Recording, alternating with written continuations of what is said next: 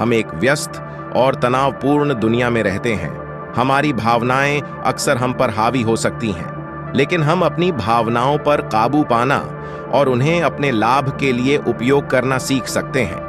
यह कहानी हमारी भावनाओं को प्रबंधित करने के महत्व को उजागर करेगी।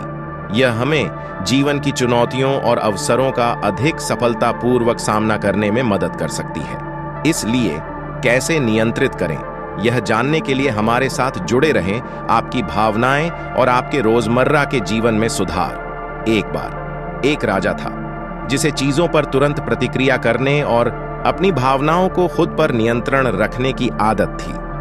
वह छोटी छोटी बातों पर आसानी से परेशान हो जाता था, यहां तक कि छोटी छोटी गलतियों के लिए लोगों को मौत की सजा तक दे देता था। एक दिन एक बुद्धिमान साधु कुछ दिनों के लिए राजा के राज्य में आया।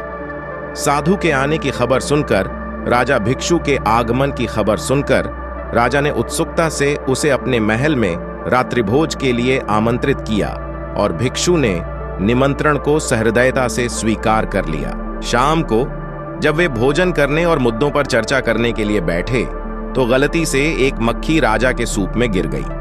जब राजा ने अपने सूप में एक मक्खी देखी तो क्रोधित हो गए और अपने सेवक से जोर से चिल्लाए, क्या तुम देख नहीं सकते कि वहां एक मक्खी है मेरे सूप में?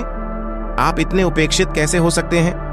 नौकर डर से कांपने लगा और बोला, महाराज, जब मैंने सूप परोसा था तो मक्खी वहां नहीं थी। हालांकि राजा के गुस्से में एल्डिंग का कोई संकेत नहीं था। स्थिति को देखते हुए भिक्षु ने शांति से हस्तक्षेप किया, राजा को संबोधित करते हुए, महाराज, यह नौकर की गलती नहीं थी। मक्खी बाद में नौकर द्वारा सूप परोसने के बाद उतरी।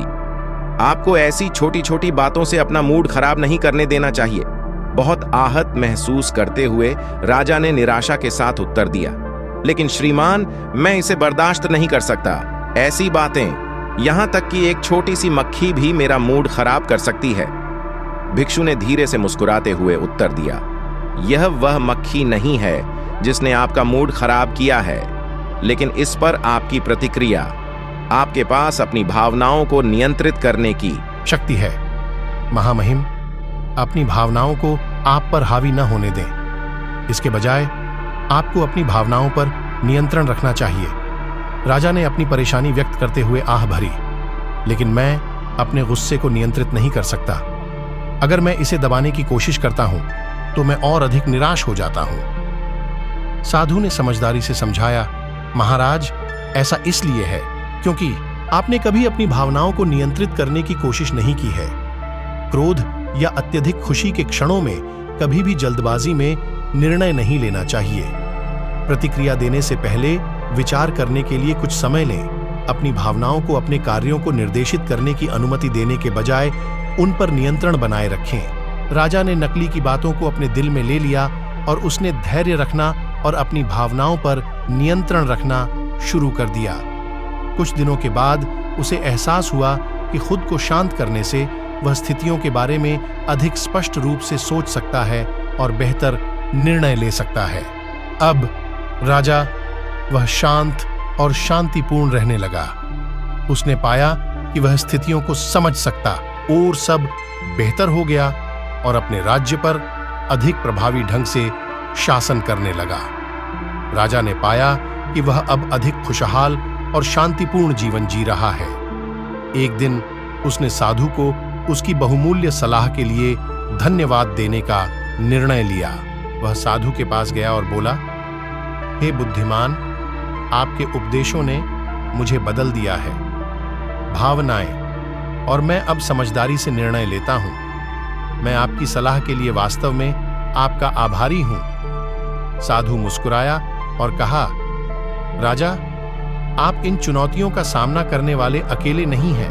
कई लोगों को अपने आवेगों को नियंत्रित करने में कठिनाई होती है और वे अपनी भावनाओं को अपने व्यवहार पर हावी होने देते हैं।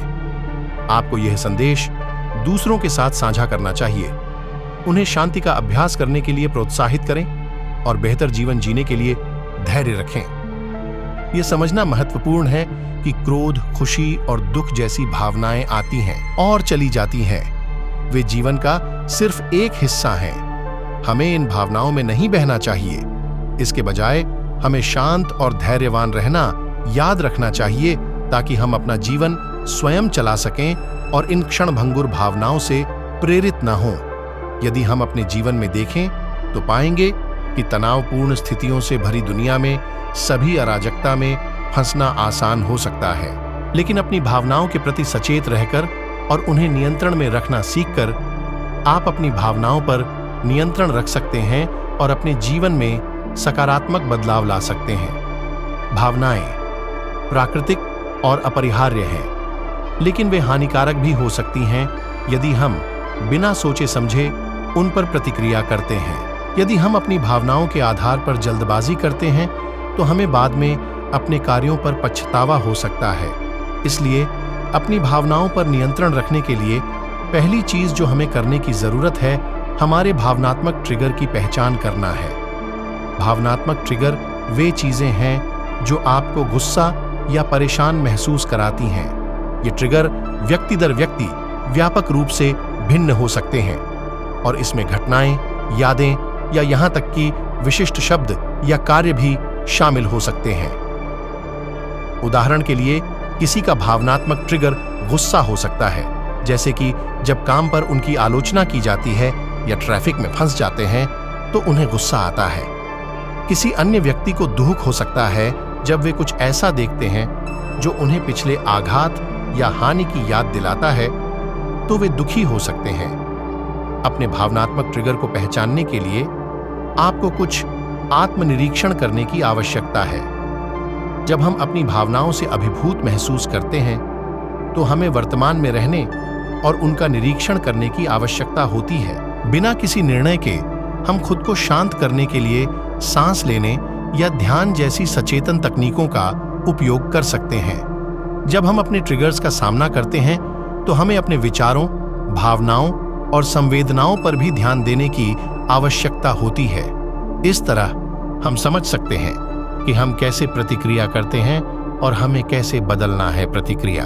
हम इससे निपटने के अन्य तरीके भी ढूंढ सकते हैं हमारी भावनाओं के साथ, जैसे कि ब्रेक लेना, किसी दोस्त से बात करना या कुछ आरामदेह काम करना। हमें यह याद रखने की जरूरत है कि भावनाएं अस्थायी हैं और खत्म हो जाएंगी। शांतिपूर्ण और धैर्यवान रहकर हम अपनी भावनाओं पर हावी हुए बिना जीवन की कठिनाइयों को दूर कर सकते हैं।